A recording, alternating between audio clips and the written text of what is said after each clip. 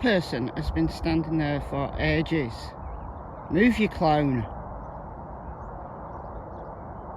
What are you doing? You're going to behave?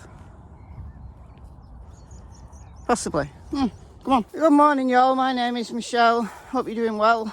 Welcome to another video. It is Sunday. Got a bit of dramatic cloud thing going on there. I'm going to start this video with a big fat caveat. I wasn't going to talk about this topic today, but it's just about the only topic of discussion in my Facebook group.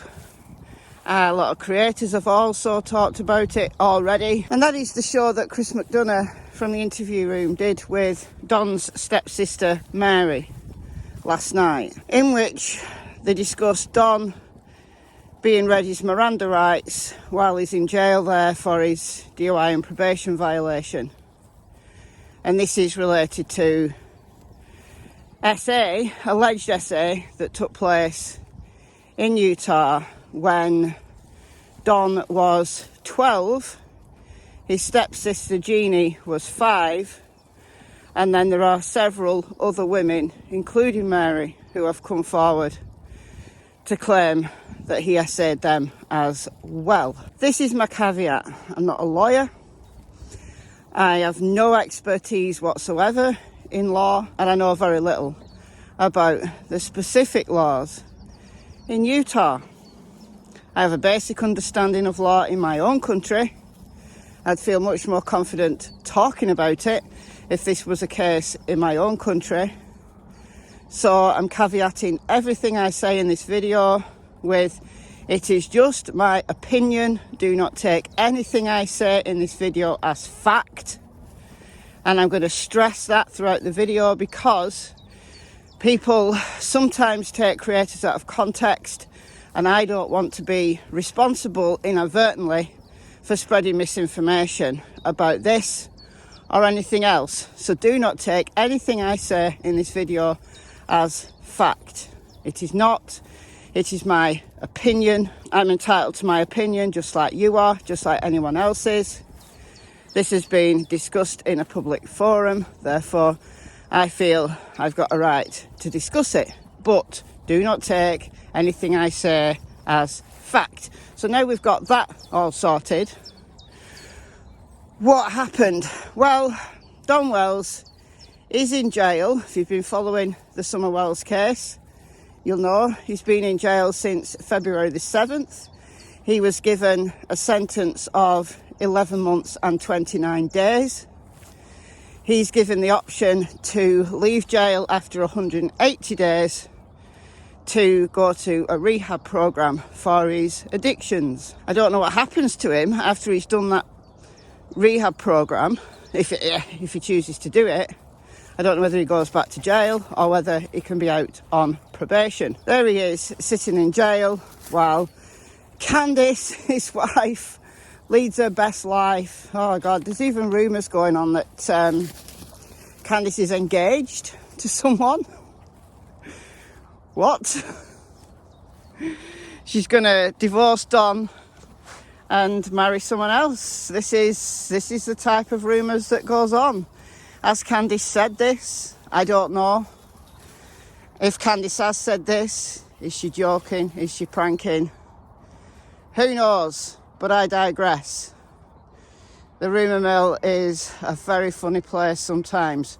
I will say again, anything I say in this video, do not take it as fact. Not Friday, not Thursday, as some people have said.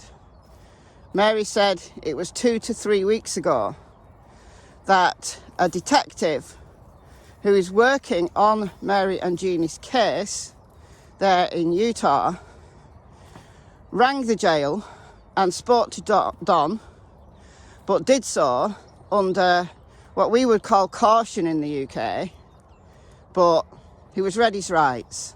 Right, so in the UK, if you are being questioned by the cops in any formal manner, they will put you under caution. So they basically read your rights.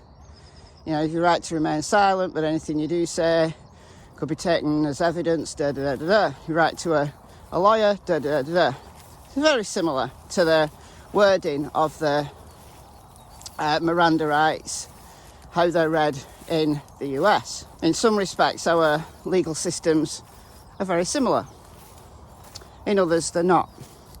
And this is why I don't feel comfortable telling you fact, saying, this is a fact, I know this, here's the evidence. I don't feel comfortable doing that. 2 to 3 weeks ago, Don was questioned by a detective relating to the charges that Mary, Jeannie and presumably some other women filed there in Utah for the allegations that they've made regarding him essaying them when they were young. For the majority of that time, Don was also a minor.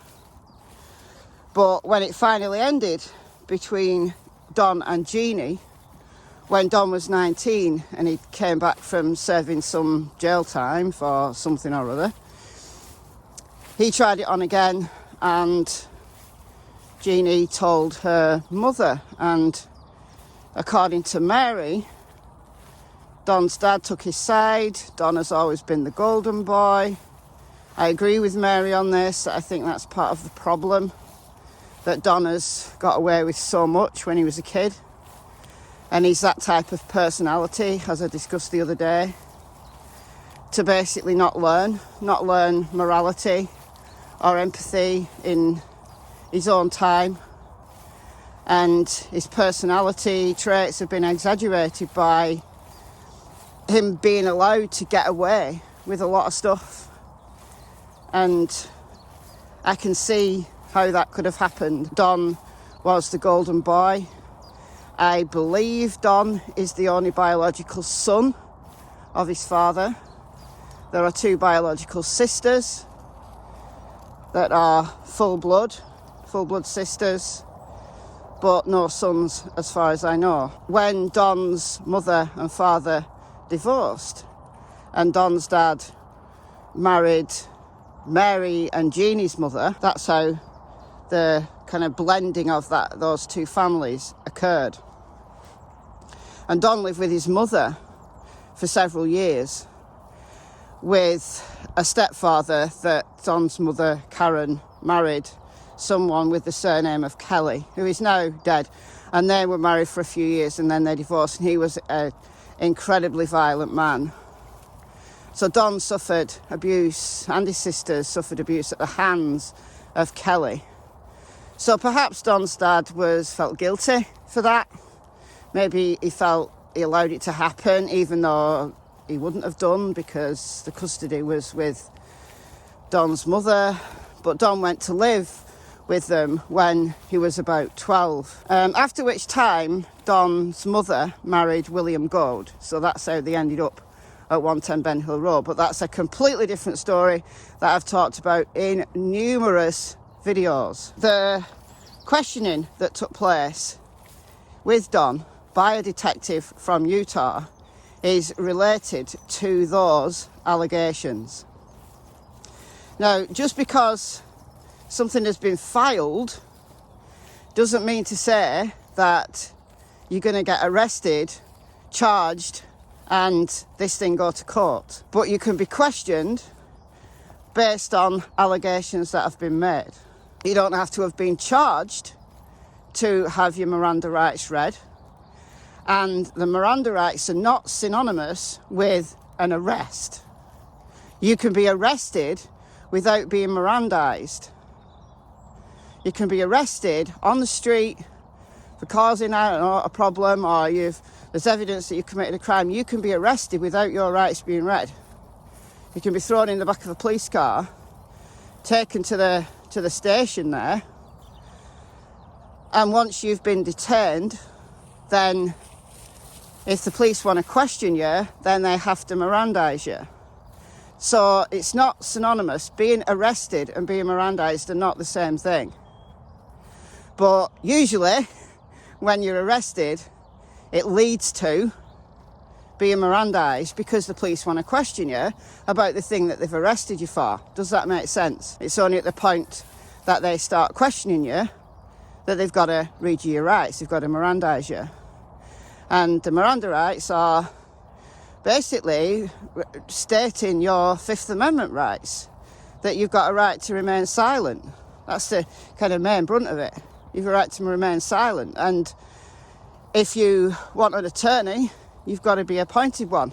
If you can't afford one, you'll be allocated a court-appointed attorney. It's the same in the UK. If you've been Mirandised and you've been detained, you don't have to say anything. You've got the right to remain silent. You could say nothing at all. No comment, no comment, no comment. Whether or not you've got a lawyer present. Don being contacted by a detective on the case from Utah doesn't mean that he's been arrested. He's already detained. He's already in jail for something different. So a detective could ring him up and say, I want to speak to you about this, that and the third, about this allegation. He's already in jail, so if a detective did ring him and said, and asked him loads of questions, and Don gave some really incriminating answers, and he hadn't been Mirandised, do you think what Don said would stand up in court? No, because it would be easy to argue that Don's already in jail and he's now being questioned for other charges while he's in jail, while he's detained. So he should be, quite rightly, read his Miranda rights in that circumstance. He's in a very vulnerable position. It's not like a detective just going to his house and wanting a quick chat, off the record. No, he's already under detainment for a different charge. How would it look if he said things that are incriminating? Tilly, come here. Tilly.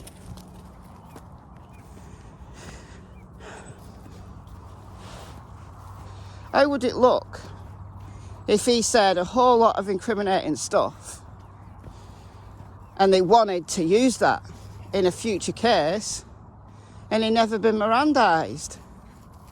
Look at the drama that's occurred in the Cody Bigsby case.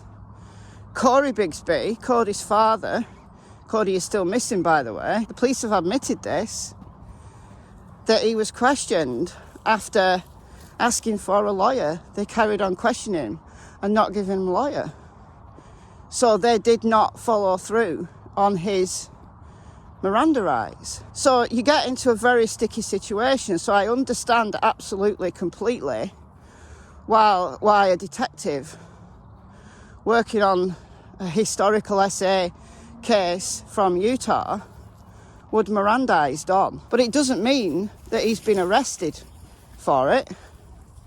It doesn't mean that he's been charged with anything.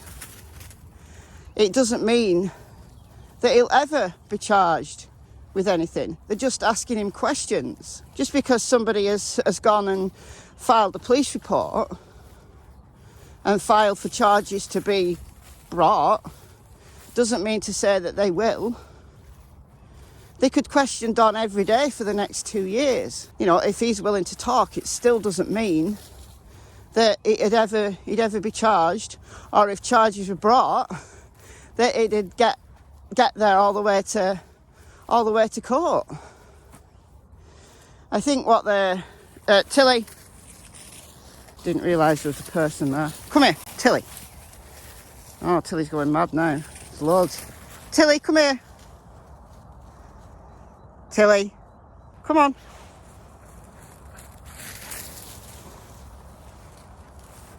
Come here. Tilly. Whenever you're ready. Whenever you're ready. Thank you. Thanks for not barking. I'm being really embarrassing. Come on, Cass. Come on. Why does the pup do as she's told every single time? When she's told, she stays close. This one is unpredictable. So, where was I? So have charges been brought against Don? No. Not as far as any of us know. What did Don say to this detective? The detective could have rung, could have Mirandized him, and then Don say, well, I exercise my Fifth Amendment right and I'm going to say nothing, so thanks for ringing. Have a nice day. Now, Mary said that the detective had told her that Don was very difficult. He was one of the most difficult people to have ever been interviewed by this particular individual. We can only speculate as to why. But he is a tricky person, isn't he? He's very believable, he's very charming on a superficial level. And if he's being questioned, even though he's admitted to some of the things he did, he can easily turn around and say, well, I was only joking. Can't take anything I said on YouTube as fact. So yeah, it's a very difficult situation. But once under formal caution, he could say, no, none of it happened. And we played around as kids. There was nothing abusive. It was completely consensual. There was no, even though she was 5, there was no abuse. They're making a mountain out of a molehill. He could easily say that and stick to that story. And then it's down to the criminal justice system to decide whether they've got enough evidence to lay a charge. That's the same with every case, every single case. The question pit the parties concerned and then decide. Like, it goes to the DA's office. In the UK, it goes to the Crown Prosecution Service, and they decide what they're going to do, if they're going to take that case forward or not. Right? That's how the law works. Now, the other thing, and this is the thing that I'm really not clear on, and I have mentioned it, Cass, I have mentioned it before in probably more than one video, when this kind of thing was new, when it all came out, that Don had done this to his stepsisters. You know, Mary spoke out a few times, Jeannie spoken out, Jeannie's daughter Trish, Don's niece, has spoken out. And we discussed it back then, back last summer. And I said then, look, I don't think there's a statute of limitations in Utah. Because people were saying, well, these are charges that go back many years. How could he even be charged by something that happened so long ago? Well, you can be in the UK. I mean, there's been quite a number of historical SA cases that have gone through UK courts in recent years. In some of them, the defendant has been found guilty, others not. So that's down to a jury to make that call. But there was a statute of limitations in Utah, which was dropped. I think it was dropped a few years ago.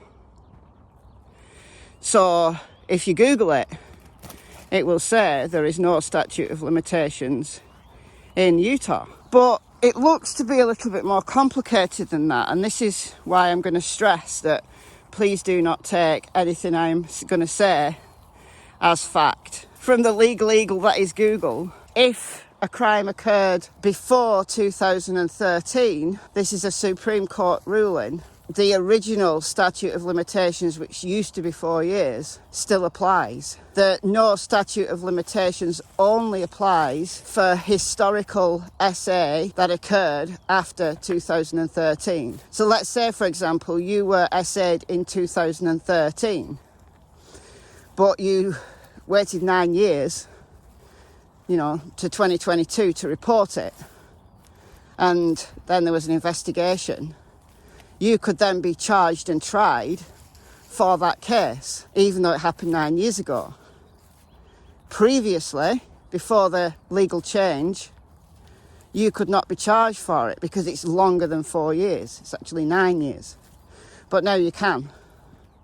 But for things that occurred many years ago, as in the case with Mary and Jeannie, it is my understanding that there was a Supreme Court ruling that any case, any allegation of a crime that occurred before 2013, the original 4-year statute of limitation applies. Now, Chris was asked that question last night by someone in the chat, and he said, no, there's no statute of limitations for this case.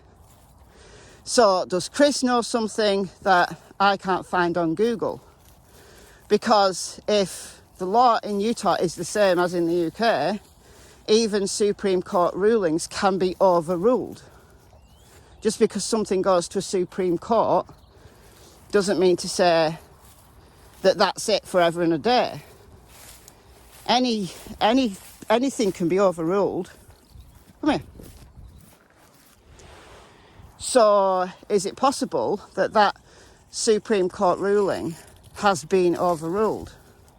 And Chris knows this, but Google doesn't. I don't know. And this is the argument that's going on right now in several threads in my Facebook group. Some people saying there's no statute of limitations because Chris said so. And then others bringing up, pages like I've just shown you, saying, yeah, there is, because the crimes are alleged to have occurred before 2013. So I don't know, y'all. I don't know. I guess we'll have to wait and see. But if there is a statute of limitations, then of course law enforcement will know full well.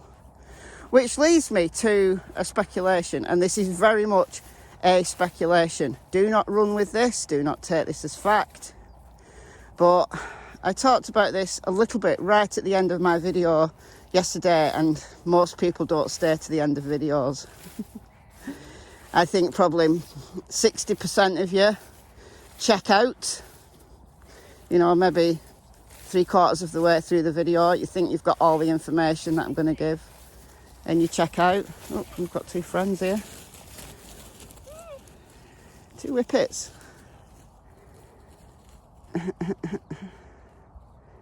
I like whippets. I used to have a greyhound many years ago. He was called Jet many years ago. So it could be that they know full well that they can't charge him with this. I said this yesterday, that I suspect that the law is playing a game of strategy. And Utah is working with the state of Tennessee to see what they can get out of Don, because he's a tricky character.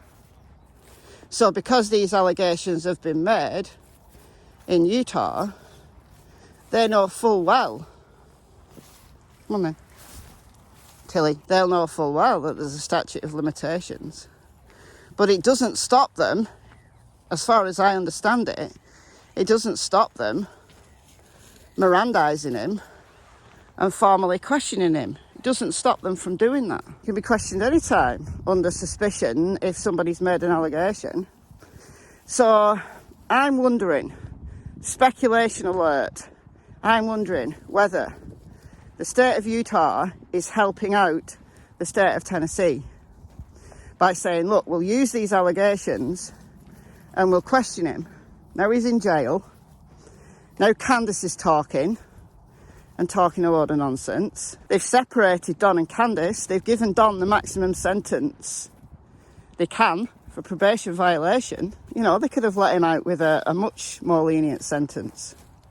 The judge chose not to, which makes me believe that they're keeping him there for a reason. Legally they're keeping him there. They can legally give him 11 months and 29 days, but it gives them that amount of time to investigate. And if the state of Utah is happy to work with the state of Tennessee and say, look, these allegations have been made in our state, we can't ever charge him, but what we can do is, now he's in jail, Mirandize him and question him. What a good detective might do is Mirandize him, start the conversation talking about the charges in Utah, and then bring in questions about Summer. I don't see any reason why they can't do that. But I'm not a legal expert. This is just my opinion. I'm speculating. They could Mirandize him just in case he says anything incriminating about Summer's case. So I think ultimately this could be using this to get justice for Summer, to talk to Don, to get Don to incriminate himself. I think that's likely a thing that's been happening. But Don's not stupid. He will know this. He will know this. And he'll lead them a merry dance. He'll stick to his story that he stuck to all the way through. I don't think he'll incriminate himself just because he's in jail. So yeah, perhaps he was a very difficult character to interview. And the guy from Utah that spoke to him perhaps didn't expect that. See, you've got to remember Don is sitting in jail and he's sober. So he's not going to let his mouth run away with him because he's sober. So yeah, it's a very difficult situation. So if they were hoping that he was going to incriminate himself whilst under caution about Summer, they're probably very disappointed. But that's just my opinion. I don't know. I wasn't there. But neither were you. The only people who will know what Don said is Don, the detective, and anyone that listens to that recorded call, because I am quite sure that it was recorded. Of course it would have been. But Joe Public won't know. Might not ever get to know what the content of that conversation or any other conversation. You know, we don't know that Don hasn't been talked to before under caution. He might have been. We just don't know. They might have questioned him every single day under caution for this, that, the other, and we don't know. There's so much we don't know. So let's not get our hopes up and say Don's been Mirandized, therefore he's been charged with the essay of his stepsister. It doesn't mean that at all. Not at all. It doesn't mean that he'll ever be charged. Could be. If the Supreme Court ruling's been overturned. And of course he could be charged if he does at some point incriminate himself over Summer. But what if he never does? What if he's been a completely rotten individual in his past?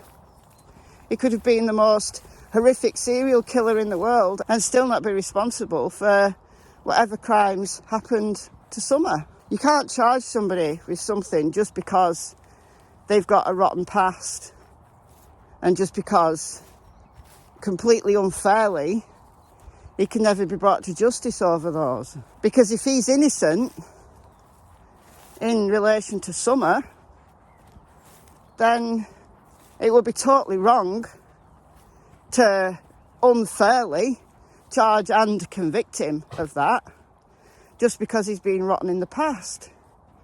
Because they'd have got the wrong guy. There'd be somebody else out there who really did the thing to Summer, whatever that was, and the wrong guy's gone down for it. How is that justice? That's not justice for Summer. Might make you feel good because you despise Don. I mean, Don's been horrible. He's behaved horribly. He's not a nice man at all. But if we want true justice, we have to let it play out, and we have to hope and pray that the right person will be charged and convicted, and true justice for Summer is eventually gained, whether that's Don, Candice, or somebody completely different. That's what we have to hope for. So let me know what you think in the comments below. I've been Michelle. I hope you're well. I'll see you in the next video. It's goodbye from Miss Tillington over there and Miss Cassie Springer. Here she comes. Go girl! Bye guys.